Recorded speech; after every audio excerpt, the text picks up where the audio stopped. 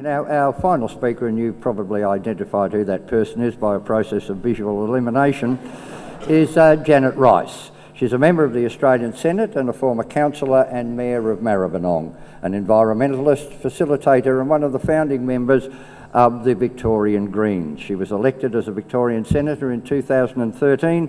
She is probably the closest we have to a climate scientist on this panel with a degree in meteorology. So please welcome the Jane Bunn of the Senate, Janet Rice. Thank you, Rod.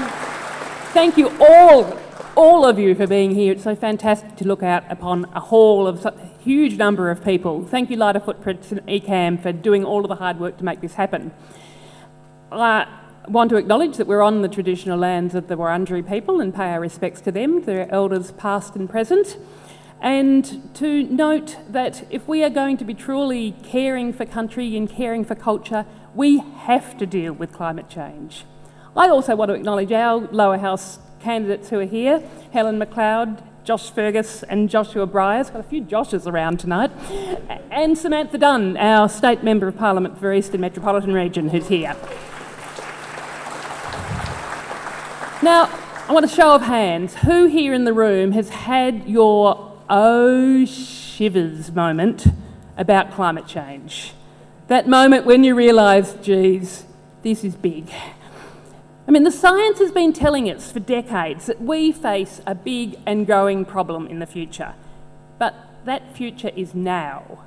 Today, there is too much carbon in the atmosphere. It's already damaging our health and well-being, our economy, other species, our water supplies, our capacity to grow food. And the reality is that we have a carbon footprint that is enormous and excessive, even as we try to minimise it. And the measures that have been outlined by Josh and by Mark tonight just aren't going to be enough to address it. We are experiencing the extreme events such as the Great Barrier Reef bleaching and the wildfires in Canada last month, which burnt over 500,000 hectares, destroyed 1,600 buildings and still aren't under control. And in India, last month's heat wave saw their highest temperature on record, 51 degrees. It killed hundreds of people directly, plus there were hundreds of farmers who reportedly committed suicide in the face of crop failure, and the impacts on food production are affecting hundreds of millions of people. And this is only a 2-month snapshot of just over 1 degree of warming. We can't continue this way. We are indeed in an emergency and should be taking emergency action to halt global warming in its tracks.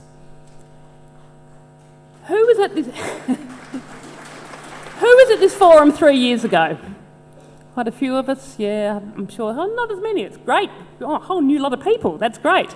3 years ago I said, to keep global warming under 2 degrees, 4/5 of the current known reserves of oil, coal and gas have to stay in the ground. And that applies to Australia as well, where we have 1/4 of the world's coal reserves. And that means no new coal mines, no expansion of the gas industry.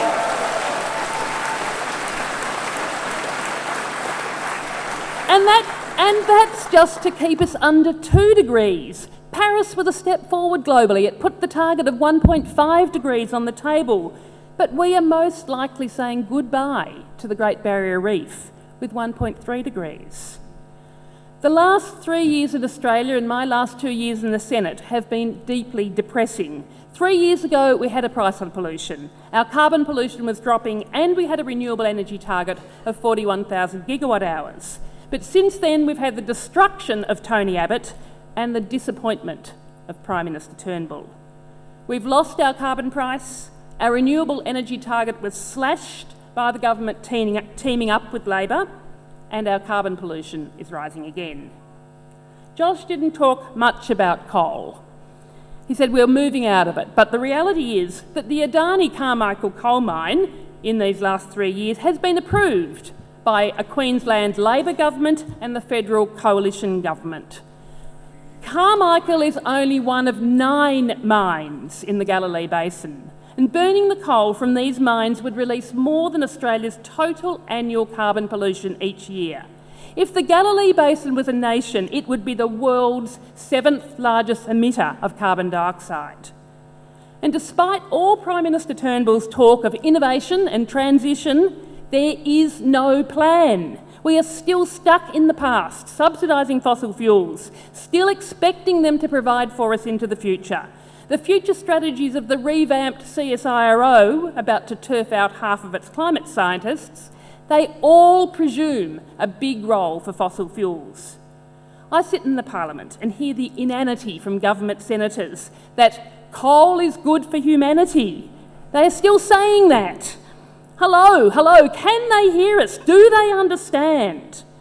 And Josh, talking about coal, I hear you on the radio spouting absolute nonsense that Australian coal is going to lift Indians out of poverty. Josh, I hate to break it to you, our coal is not clean. And burning our coal results in carbon dioxide, whether you burn it here or in India or in Timbuktu. You know what will lift people out of poverty?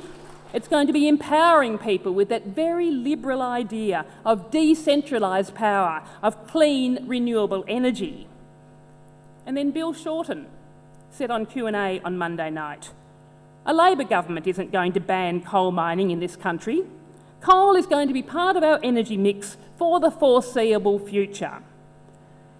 The power of the vested interests, the oil, gas and coal companies are huge.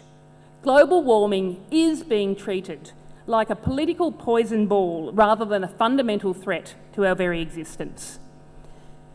But we've got to have hope, because we have to, because if you don't fight, you lose.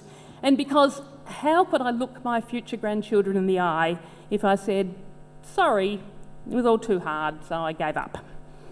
Because taking urgent, serious action is logical, it's possible, and it makes economic as well as social and environmental sense. I am so proud to represent a party that puts action on global warming at the centre of everything we do.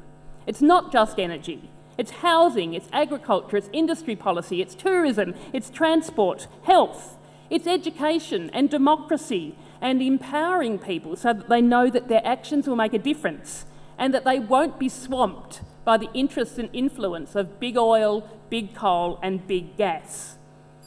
The Greens Plan for Action Renew Australia calls for 90% renewable energy by 2030 and 100% renewables as soon as possible. And we would set up an authority that had that as its mandate, and they would determine the best mix of projects to reach that target. To make it happen, we would support science and research and fund projects with a mix of private and public investment, with big side benefits of an awful lot of jobs and an awful lot of growth. In transport, our vision is to supercharge investment in public transport with $10 billion over the next 4 years, and encouraging walking and cycling, the bike being the world's most energy-efficient vehicle, with a fund of $1 billion for walking and cycling.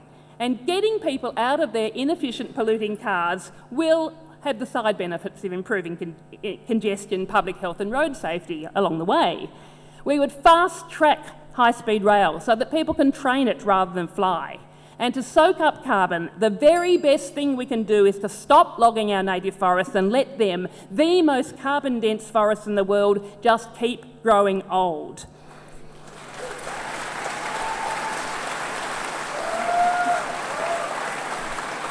This election campaign has been dominated by the spend-o-meter. The others are happy to commit a stadium here, a sports scout hall there, as long as it's in a marginal seat. There's no big thinking, there is no commitment from either Labor or Liberals for the serious investment that's needed to be tackling global warming seriously. I say we can't afford not to act. The insurance companies know it. Last week's floods along the East Coast cost $80 million. And last month's wildfires in Canada, $9 billion. But game-changing projects like high-speed rail are seen to be off the agenda.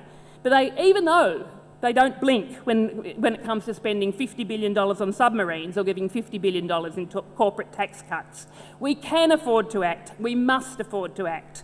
The Greens believe that Australia can be a global leader in shifting from the dirty industries of the past to the jobs-rich, pollution-free economy of the future. And the best way of getting there is going to be voting Greens in 2 weeks' time.